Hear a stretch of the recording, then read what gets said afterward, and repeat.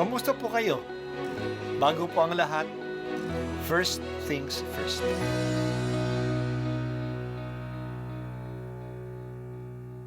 Good morning po. Sinisimulan po natin ngayon ang first things first. At dito po, tinatalakay natin sa unang bahagi ng umaga natin ay ang first readings na binabasa po sa banal na misa. Ito pong tinatalakay natin kasi madalas po kasi marami na tayong alam tungkol sa gospel readings. Pero konti po ang nagsasalita sa first readings. Pero ang first readings, bahagi din po yan ng Biblia, ng banal na kasulatan. Kaya susubaybayan po natin ang mga first readings, basahin po natin at kuminsan kailangan ng basahin ng 2 o 3 beses bago maintindihan kasi hindi po tayo sa familiar sa mga istorya at sa mga kaisipan na tinatalakay dito.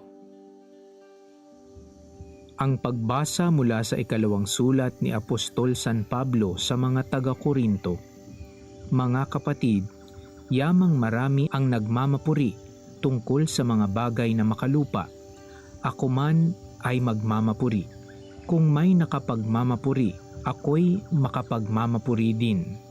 Ako'y nagsasalitang tulad ng isang mangmang. Sila ba'y Hebreo? Ako man. Mga Israelita ba sila? Ako rin. Lipi ba sila ni Abraham? Ako'y gayon din. Sila ba'y mga lingkod ni Kristo? Nagsasalita akong waring isang baliw, ngunit ako'y mas mabuting lingkod ni Kristo kaysa kanila. Higit ang aking pagpapagal, makailang ulit akong nabilanggo, hinagupit ng maraming beses at madalas na nabingit sa kamatayan. Makalima akong tumanggap ng 39 na palo mula sa mga Hudyo. 3 ulit kong naranasang hagupitin ng mga Romano at minsang binato. Maikatlo kong naranasang mawasak ang barkong sinasakyan at minsay mahapot magdamag akong lulutang-lutang sa dagat.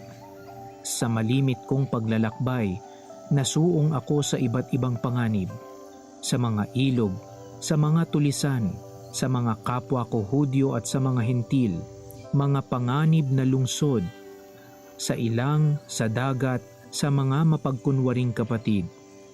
Naranasan ko rin ang labis na hirap at pagod, malimit na pagpupuyat, matinding gutom at uhaw. Natikman ko ang maginaw, ngunit wala man lamang mabalabal. Bukod sa lahat ng iyan, inaalala ko pa araw-araw ang simbahan. Kung may nanghihina, karamay nila ako. At kung may nahuhulog sa pagkakasala, labis na naghihirap ang kalooban ko. Kung kailangan ako'y magmapuri, ang ipagmamapuri ko'y ang aking mga kahinaan. Ang salita ng Diyos. Salamat sa Diyos. Nagmayabang na si Pablo upang ipagtanggol ang kanyang katayuan bilang apostol na kini-question ng mga kaaway. Siguro ang mga kumokontra sa kanya ay yung mga Judaizers, yung mga Kristiyanong Hudyo na nagtuturo na dapat muna maging Hudyo para maging Kristiyano. Dapat muna sila magpatuloy. Kaya pinatunayan ni Pablo kung pinagmamalaki nila ang pagiging Hudyo nila, mas maipagmamalaki niya. Siya ay Hudyo rin, galing kay Abraham at galing sa lipi ni Benjamin. Kung sila ay mga lingkod ni Kristo, pinatunayan din ni Pablo ang pagiging lingkod niya. At ginawa niya ito sa pagbibigay ng mga kahirapan na dinaanan niya sa kanyang paglilingkod kay Kristo. Ilang beses siya binilanggo, ilang beses hinagupit, binato, binugbog, 3 beses nalunod ang barko na sinasakyan niya. Isang araw, isang gabi siyang palutang-lutang sa dagat. Palagi siyang nasa panganib sa kanyang paglalakbay. Panganib sa klima, panganib sa mga tulisan, panganib sa kapwa Hudyo, sa mga hintil, at ilang beses siyang walang makain, hindi makatulog, nilalamig. Palagi siyang nag-aalala sa kalagayan ng kanyang mga Kristiyano.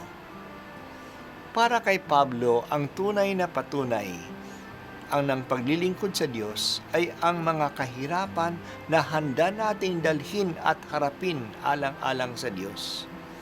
Kaya ang kahirapan sa paglilingkod ay hindi tanda na kinalimutan na tayo ng Diyos.